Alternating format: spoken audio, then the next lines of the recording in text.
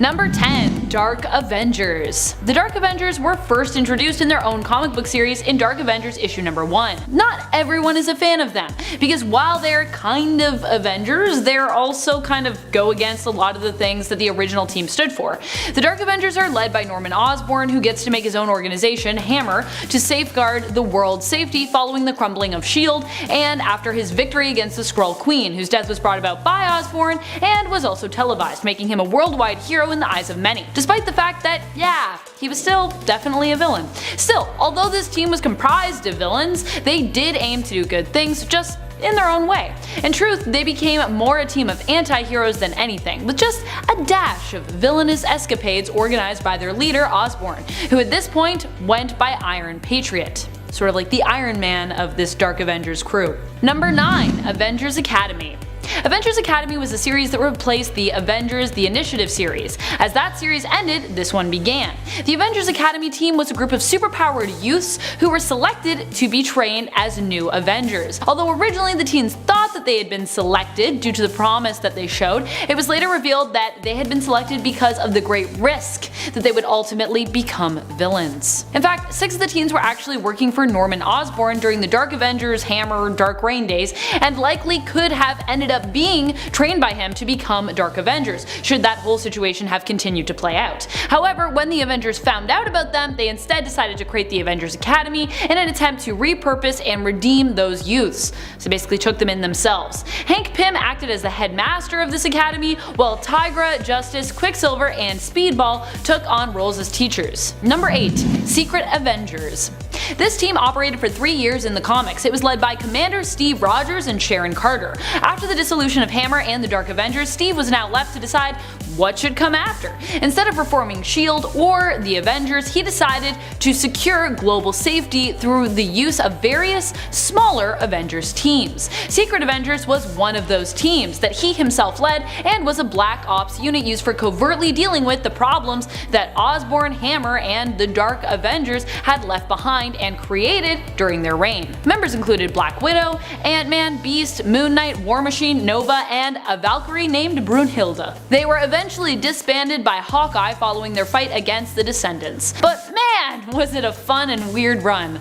Seriously, if you haven't checked out Secret Avengers, you should maybe do it. It's pretty strange. I kinda love it. Number 7. Mighty Avengers. Granted, there is more than one Mighty Avengers team, but for the purpose of this list, we're talking about Luke Cage's Mighty Avengers. This team of Avengers formed to look after the Earth after the main Avengers team was forced to roll out when the Builders threatened the entire universe. Yeah, that was a thing. Remember that? During the Avengers' absence, Thanos returned to Earth and the Mighty Avengers stepped in to protect their people and their planet. The team was led by Luke Cage and included such heroes as Spectrum, White Tiger, and Blue Marvel, as well as Superior Spider-Man, who at one point attempted to overtake leadership of the team, fighting Luke Cage for it. Number 6. AIM. I know what you're thinking, AIM? Wait, but what? AIM was originally the villainous organization of genius-level scientists, also known as Advanced Idea Mechanics, who aimed, get it, aimed, to overthrow the government and rule the world using technological advancements. So what are you talking about, Amanda? How can they be an Avengers team? Well, this organization eventually was taken over by mutant and hero Sunspot, Roberto da Costa. Sunspot renamed the organization Avengers Idea Mechanics and set out to reclaim and reform it. He used the organization for good, filling it with more noble, brilliant minds who developed tech to help with Sunspot's new Avengers rescue missions. Roberto basically merged his new Avengers team with AIM to create this new technologically advanced Avengers team.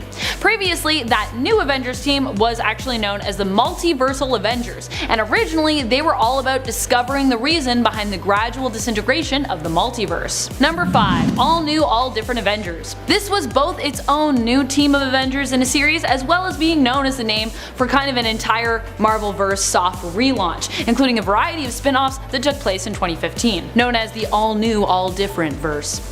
This relaunch included a variety of series, including one of my faves, All New Wolverine. But for the purpose of this list, we'll be talking about the All New All Different Avengers founding team and the individual comic series itself that was about them. Following Secret Wars, this All New All Different Avengers team was formed. Originally it was comprised of Iron Man, Sam Wilson, who was Captain America at the time, Miss Marvel aka Kamala Khan, Miles Morales as Spider-Man, young Sam Alexander as Nova, Vision, and Jane Foster's Thor. Iron Man would act as their leader here, but this team wouldn't even officially refer to themselves as Avengers until the very end of issue number 3 of their series. This was a refresh on the Avenger team, one that had no tower, no funding, and wasn't officially even recognized yet. Over time they would become more established, but the all-new, all-different team would only exist as it was for 15 issues, up until the events of Civil War II. Number 4. A-Force. The first all-female team of Avengers. It took us over 50 years, but eventually we got there. This team had 2 self-titled comic series, though sadly both were very short.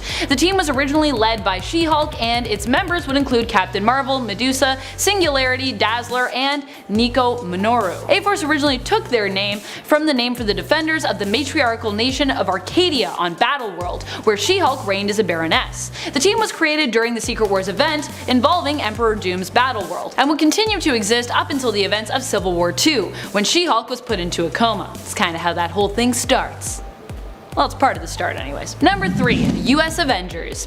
The US Avengers is a strange and eclectic team, but also a fun and patriotic one. They worked alongside S.H.I.E.L.D. but were also considered independent of the organization. This team actually coincided with another Avenger related one that I mentioned earlier, Avengers Idea Mechanics, the new AIM. Sunspot, who was operating under the popular alias of Citizen 5, led and created this team. It was comprised of a quirky yet popular group of heroes, including Robert Maverick's Red Hulk, Cannonball, Tony Ho's Iron Patriot, Squirrel Girl, Pod, and the time-displaced daughter of Luke Cage and Jessica Jones from an alternate future known as Danielle Cage, aka her alternate universe's Captain America. I love Danielle Cage, she's pretty cool. Number 2. Occupy Avengers. I almost said Octopus Avengers, which is not a thing. But maybe it should be a thing, I don't know, they could be a team, they're all octopuses. This series and Avengers spin-off was a small one. It consisted mainly of Hawkeye and followed his adventures on a path for redemption following the events of Civil War II. Let's not forget that it was Hawkeye's arrow that was deemed responsible for the death of Bruce Banner, although Banner had asked that Hawkeye mercy kill him should it be necessary. Although he was acquitted of all murder charges, Hawkeye still felt guilty and sought to make things right. His way of doing this? A more grassroots approach to heroism involving basically a community outreach. Clint focused on more real-world problems that threatened people, like fixing up Santa Rosa, New Mexico's water supply. During the run of Occupy Avengers, Hawkeye would be joined by other heroes such as Red Wolf and Nightshade, who would join him on his quest. Number 1. Savage Avengers. This ruthless team of Avengers is basically one of the newest anti-hero Avenger teams to form, and is more anti-hero than our number 10 spot, the Dark Avengers, because all the members are still definitely the good guys, but are also known for being violent killers as well. This team was formed out of a team-up involving Wolverine and Conan the Barbarian. It consists of Elektra, Dr. Voodoo, formerly known as Brother Voodoo, Elektra, Punisher, and Venom. The team was assembled to combat the combined threat of spellcasters and spell traders from Conan's world and Marvel's main continuity evil secret ninja organization known as The Hand. And at number 10, The Founders. The West Coast Avengers debuted in their own self-titled comic, but the initiative to create a team located on the other side of the country was spearheaded in the Avengers, from a member of the team who wasn't even a part of the initial lineup, Vision. The android came up with the idea after the Avengers found themselves preoccupied and overwhelmed by the events of Secret Wars, with most of their heavy hitters tied up in other matters. Now Vision stayed with the Avengers on the East Coast, and Hawkeye was named the chair of the WCA, and became a founding member, which led the team in over 102 issues. Up next, number 9, Past Members. So aside from Hawkeye, who else has been on the team? The founding members were Hawkeye, Mockingbird, War Machine, who everyone initially thought was Iron Man, funny enough, Wonder Man, and Tigra. Now from there, Hawkeye recruited many other additional characters over the years, including Scarlet Witch, Iron Man, the real one this time, The Thing, Hank Pym, specifically as a scientific consultant, Moon Knight, Firebird, the Wasp, and of course Vision, with that group of heroes popping up in the second volume of the series at varying points in time. Human Torch, Quicksilver, Machine Man, Living Lightning, Spider-Woman, and Darkhawk would all have stints with the team too, primarily after 1989. A whole other team of WCA members would pop up during the Fresh Start initiative at Marvel, but we'll get to them a bit later on. And at number 8, the name change. The West Coast Avengers haven't always been referred to as such. Now back in 1984, when the team was introduced, there was a bit of a backlash amongst fans concerning a second Avengers team. It seemed kinda gimmicky. Oh, if those fans could see contemporary comics now. Now after several years leading into the 1990s, the WCA weren't the only Avengers team kicking around. So to ensure that fans and readers would not get confused, Marvel decided that the best thing to do was to change all of their Avengers titles, so that they could be found alphabetically next to each other at comic book stores. In other words, the team names were altered so that the word Avengers was the first word in their title. Now the West Coast Avengers were changed to the Avengers West Coast, a title which was eventually cancelled in 1994. In at number 7, the suicide attempt. The West Coast Avengers history is filled with a whole lot of interpersonal drama, just like the Avengers is. Perhaps one of the most intense story arcs though to have appeared in the West Coast Avengers is when Hank Pym joined the team as a scientific consultant after his mental health took a turn for the worse when he was a part of the Avengers. Now between issues 17 and 24 of the West Coast Avengers Volume 1, Hank is suicidal, and actually writes suicide letters, including ones to Tony and Tigra. Meanwhile, while Hank is having a personal crisis, the WCA are off fighting desert-inspired supervillains that are wacky as hell. Overall, that story arc just had a lot of strange things going on. Not that suicide is strange, but everything else surrounding the West Coast Avengers at the time was pretty whack. Hank, back at the base, talks to his ex-wife Janet, aka the Wasp, who had divorced him after the infamous wife-beating incident, and essentially says goodbye to her, giving her some really bad vibes about what's going on with him.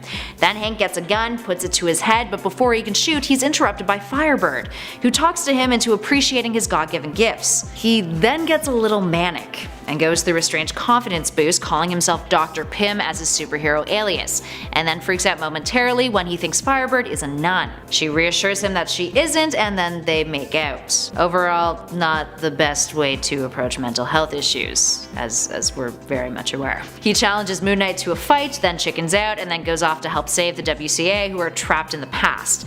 It's a whole roller coaster of emotion for Hank. And at number 6, Ultimate Marvel. Of course the West Coast Avengers have an alternate version of themselves. This specific alternate can be found in the Ultimates Marvel universe. They are a secret team created by S.H.I.E.L.D. called the West Coast Ultimates that consisted of Vision, Quake, Wonder Man, Black Knight, and Tigra. And they've been through some pretty wild stuff. For starters, they were sent out to find Osama bin Laden, but failed when Wonder Man hulked out, and then the team had to fight him to settle him down. Now seeing this, Nick Fury decided that it would be best to put them all in stasis tubes, holding them until they were needed. Flash forward to the United We Stand storyline, in which the Children of Tomorrow, aka Reed Richards' fanatical cult, kills the US president and both houses of Congress, igniting a civil war. The state of California wanted to break apart and become its own country, but Steve Rogers, who had been elected president, denied them of it. So the state's governor decided to take the group out of S.H.I.E.L.D.'s custody and unleash them against the Ultimates, Earth 1610's version of the Avengers. Moving on to number 5, A Fresh Start. In 2018, Marvel relaunched their comics with an event called Fresh Start. Now Fresh Start saw the return of fan-favorite characters like Tony Stark, Steve Rogers, Thor Odinson, Bruce Banner, and Logan aka Wolverine. Many of these characters post-Civil War II had either died or moved on to something else, with legacy heroes taking their place and picking up their respective mantles. This relaunch also introduced a new incarnation of the West Coast Avengers. While Hawkeye still remained their leader, the second Hawkeye, Kate Bishop, was also on the team, along with Gwenpool, America Chavez, Quentin Quire, and Kate's boyfriend Johnny Watts aka Fuse. Johnny's sister Ramona Watts would also join up with the team during the series' run, and Kate's ex-boyfriend, Novar, popped up as well. And of course, Gwenpool would bring Jeff the baby Landshark into the team in issue 8 after he first appeared in issue 7. And oh my god, Jeff the Landshark is like one of the greatest things ever. Another really neat aspect about the comic is that its narrative is broken up by reality television style interviews, in which we see the characters divulge to a crew various thoughts, feelings, etc. concerning the missions they go on and their interactions with other team members. It's kind of a neat twist. Moving on to number 4, Representation. The Fresh Start iteration of the West Coast Avengers are a very diverse cast, to say the least. But not just when it comes to the color of their skin. Multiple members identify as part of the queer spectrum, making it one of the biggest LGBTQ titles in Marvel's recent history. Ramon Watts, aka Alloy, is dating America Chavez. And now it seems that they aren't the token queer characters in the series because Ramon's brother, Johnny, who has been dating Kate Bishop, has declared his attraction to Novar, Kate's ex, who also declared a mutual attraction. The final issue of the series contained a few panels of the television crew interviewing Kate Bishop, Novar, and Fuse, in which both Marvel Boy and Johnny reveal that they find the other one hot. Johnny says separately in his interview about Novar, he's pretty hot though, and Novar in his says, well, she's with Johnny and I have to respect that. and I can see what she sees in him. He's hot. And then we get a panel in which Kate is being interviewed, right after the crew inform her of what the two of her love interests have said, to which she responds, "Wait, have I ever even dated anyone straight?" To which the crew responds with, "Nope." Moving on to number 3, US Agent. While the Avengers generally refused to tango with the government, the West Coast Avengers were always open to the outside influence. As time went on, the US government became more involved in the team, to the extent that Hawkeye was actually briefly replaced as their leader by a Steve Rogers carbon copy, US Agent. Several members of the team quit because of this, and the West Coast Avengers actually gained more enemies due to his involvement. Eventually he was booted out, thankfully, but it did cause quite the stir up for the team at the time. Moving on to number 2, ForceWorks. Remember how we mentioned that Avengers West Coast was cancelled in 1994? Well, this is what was created to replace it. ForceWorks, a ridiculously 90s series that took the remains of the West Coast Avengers team, but was led by Iron Man, who wanted to establish a team that wouldn't only fight crime, but would also prevent disasters from occurring. Tell that to his Civil War self. Scarlet Witch was the leader of the team, which consisted of War Machine, Spider-Woman, Cybermancer, US Agent, Moonraker, and Wonder Man, who was later replaced by Sentry. This team's story arcs would eventually lead into one of the worst Avengers storylines of all time, Avengers: The Crossing, in which it was revealed that Tony Stark was actually under the influence of Kang the Conqueror, but then it was revealed to actually be his future self, Immortus, in disguise. And then he was killed off altogether and replaced by a younger version of himself from an alternate reality. This then bled into Heroes Reborn, which was yet another highly disliked story arc. And finally, in at number 1, cancelled again. Clearly, cancellation is nothing new to the West Coast Avengers. The latest iteration of the West Coast Avengers, the Fresh Start Gang, were cancelled after 10 issues, ending with West Coast Avengers issue 10, much to many fans' dismay. But while the series is coming to an end, it seems as if the team will live on, guest starring in another Marvel series, Superior Spider-Man. In at number 10, Deadpool. With the merger between Disney and Fox, there have been tons of rumors surrounding the members of the X-Men, the Fantastic Four, and even the Merc with a mouth coming over to the new Avengers. The most likely is Deadpool. He has a history with the Avengers, and the only thing that Disney executives have to work out is translating the R-rated star into the more family-friendly audience of the MCU. According to online rumors, Deadpool is set to appear in the end credits scene of Black Widow, spoiler alert, and therefore will be joining the new team of Avengers very soon. We are still waiting on Kevin Feige to confirm, but he did note that the movie is happening with a whole new lineup of Avengers, which is pretty exciting.